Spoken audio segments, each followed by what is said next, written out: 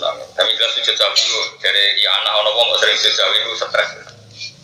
Masyhur juga nih anak. Kalau ada orang sering sujud sawi karena setiap sholat dia yakin ada yang salah, itu dia waswas satu syaitan. Dia kena waswasannya setan. Wadhalika bil junun akrab. Orang yang waswas itu lebih bagus dikatakan junun ketimbang atia. Takbir nanti nyampe di wong tinggi. Atus nanti saya jeding. Kalau yang sing nyedek aku pengeran, kalau aku tak jeding tak aku mesti suci. Kan ora mesti.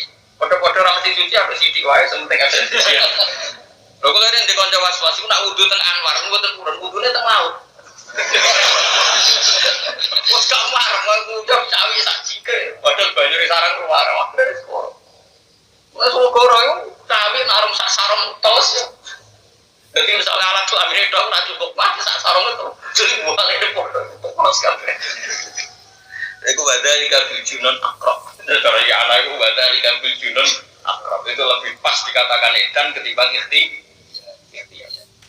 Dan itu memang nggak boleh misalnya waswasin. Karena masyhur di kitab-kitab fikih waswas seperti itu hanya ngenakno setan, yufiku syaitona. Setan bisa tertawa karena ada orang tidak nikmati ibadah. Jadi itu setan orang kalau ibadah itu tidak nyaman. Seakan-akan lali ini. Kalau ketika agak nyaman itu kan berarti nganggap ibadah itu problem. Nah di sini setan tertawa. Karena ono wong soleh, ono wong mukmin tapi nganggap ibadah itu apa? Makanya kalau fatwa betul dalam konteks ini kanca-kanca yang senang ngaji kula. Nak was-wasem di demo makmum berarti ada qaul jama'atin minal mukminin yang kita dengar karena mereka demo subhanallah. Bang, kalau enggak ada demo berarti aman. Ya sudah teruskan saja. Lah kok nak bersolat kok harus kita. Bang, kok kita salah nih kono-kono. Wis bareng wis kan. Cara fikih sah ada salat itu lalu akhir tidak ada. Paham ini? Terus kemudian sak kedua itu dalam sholat sunnah dia sendiri. Jadi ini jarang ya, sentral banget. Oke, kados bajuri, kados kitab-kitab itu terus belum menjelaskan ini. Kalau saknya dalam sholat sendiri malah disuruh teruskan, karena kamu tidak menanggung siapa saja. Imam Syafi'i dalam kitab menghentikan misalnya ada orang sholat sunnah, dia tidak tahu jumlah rakaatnya berapa. Ya sudah. Dia seenaknya saja nanti main salam di mana terserah. Wong sholat sunnah itu rano bagus. Itu masyhur terus Imam Syafi'i mengutip dari kata Abu Dar, ila Abu Mas'ud. Dia pernah sholat itu lama sekali dinteni bendera. Dia sholat kebiadur apa? Pokoknya gak berasar. Kasus gak berasar.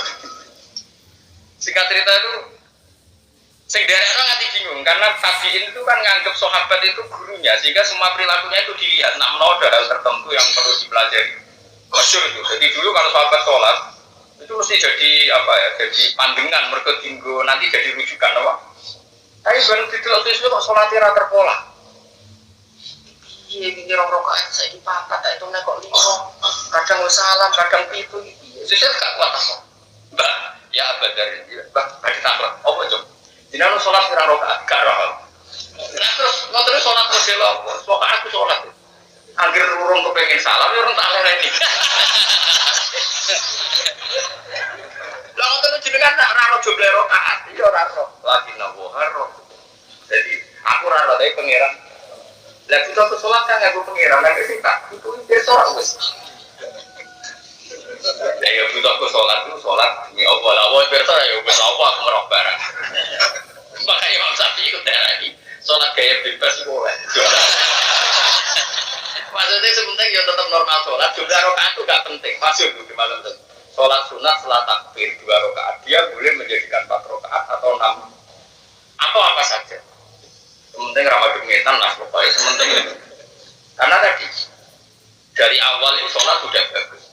Buat kombinasi NOBW tetap asal sesuai standar sholat. Jadi jumlah rakaat itu tidak mengikat. Oke, makanya masyhur tuh riwayatnya hadis Aisyah. Nabi kadang sholat 9 rakaat 1 salam, kadang setiap 2 rakaat salam, kadang 4 rakaat baru salam. Makanya terus sama aliran macam-macam itu kan ada. Dari sekian aliran semacam-macam terus sepakat tasawuf awal itu sunnah karena Nabi berkali-kali langsung full waktu 9 rakaat. Tapi yang sering dilakukan Nabi adalah masna setiap dua, diputus salam setiap dua. Tapi tidak ada seorang ulama mengatakan cara seperti ini syarat sah. Jika dalam mazhab kita pun sholat duhur tahiyat ula itu sunat apa wajib? Sunat. Karena Nabi pernah sholat itu gelenteng waktu 9. Nah, saya ini ngaji ini serawan, nanti sentimen partai. Oh yang kelesa minna yo esa. Serai so ngaji kan. Rawopo, penting sholat, penting gak berasar. Serkepen lah berasar di dalam subuh. Ini kasus satu berasar, bersibuk jawalus samsi istiwa. Karena istiwa kan hampir gak ada lah, karena kita nggak tahu persisnya loh. Kalau gini yang menurut ngapain sholat sunat sopul, rasa dilarang ya sekarang lapor. Kalau rugi larang-larang menurut rai-rai ini kira rasa dilarang betul. Wong kok biasa ra dilarang ya ora ngakoni kok larang bagian. Asar rasa kok larang aja ora. Mungkin yang bodoh toreko pantes wong khusus-khusus potensine iku nambahi salat kandhani dong salat bagi asar iku ora oleh. Rai-rai ini iki ora usah kandhani. Tak jamin wis ra di inisiatif. Aneh-aneh. Terus ra potongan. Ya pokoknya dia sering gitu tau.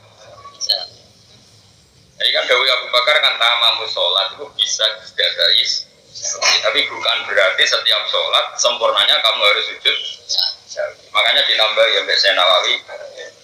Sujud sahwi itu yohina wujudi sababi sujud dinalikane ditemukan sebab sujud karena kelil kauli kau jenis mindah rukun kauli an mahali sanging panggonane rukun kauli. Wadari kau temang kono pernah ku imaya kunain tawana apa mangkulu ruknan rukun. Sing dipindah rukun, au badon utawa sunat apa, au hayatan atau sunat apa, kayak. Farukno mongko te rukun ya iku sujud sapa wong minaflihi krana mindhae wong lakon kamu. Tapi ya plus genti, bukan sekedar sujud sahwi tapi genti yang dipindah. Dan misalnya saya sholat ngadeg harusnya kan baca Fatihah. Ya saya ngadeg kan harusnya baca Fatihah. Kemudian Fatihah ini tak pindah pas saya rukuk. Maka qiyam saya ini tidak sah karena saya tadi tidak baca Fatihah. Fatihah yang dirukuk tidak menggantikan Fatihah yang ketika berdiri. Maka saya harus berdiri lagi baca apa? Fatihah.